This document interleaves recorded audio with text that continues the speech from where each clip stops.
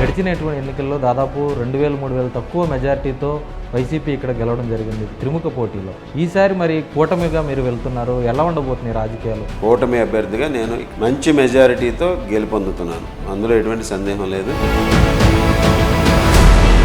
YCP ఏమో ఒక మంత్రి పదవిని కూడా తణుకు నియోజకవర్గానికి ఇచ్చి దాదాపు 6500 కోట్ల రూపాయలతో తణుకు నియోజకవర్గాన్ని రూపొందించామంటూ కూడా వారు చెప్పారు. సింగిల్ ప్రాజెక్ట్ మేము ఇది తెచ్చాం, దీనివల్ల ఎంత ఎంప్లాయ్మెంట్ క్రియేట్ అయింది, లేకపోతే దీనివల్ల అని చెప్పుకోవటానికి ఒకటైనా ఉందా? అంటే రాష్ట్ర వ్యాప్తంగా అవినీతి రహిత పాలన జగన్ హయాంలో అందిస్తున్నామన్నారు. తణుకు నియోజకవర్గంలో ఎలా ఉంది? తణుకు నియోజకవర్గంలో ఈరోజు ఒక విత్తనం నాటి దాన్ని రాష్ట్రం అంతా కూడా విస్తరింపజేసినటువంటి సంఘటన టీడీఆర్ బాండ్స్ స్కామ్.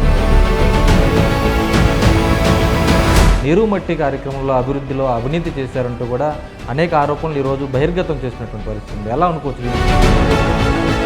రాధాకృష్ణ ఎప్పుడూ కూడా 5 సంవత్సరాల పరిపాలనలో ఏ రోజు కూడా అవినీతికి పాల్పడలేదు. ఈ నియోజకవర్గ ప్రజలందరూ కూడా నమ్ముతున్నారు.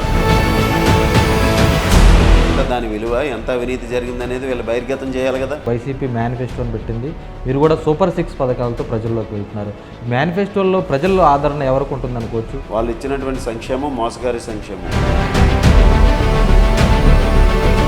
మేనిఫెస్టో వచ్చిన తర్వాత ప్రజల్లో వారి పట్ల పూర్తిగా నమ్మకం పోయింది. వైసీపీ వైనాట్ 175 అంటూ ముందుకు వెళ్తుంది, ఎలా ఉండబోతున్నాయి అనుకోండి ఫలితాలు?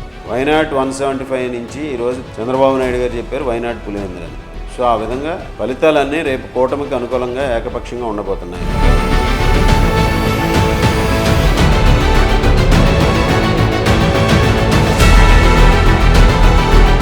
తణుకు టీడీపీ అభ్యర్థి మాజీ ఎమ్మెల్యే అరిమిలి రాధాకృష్ణతో స్పెషల్ ఇంటర్వ్యూ మీ ఐ న్యూస్లో.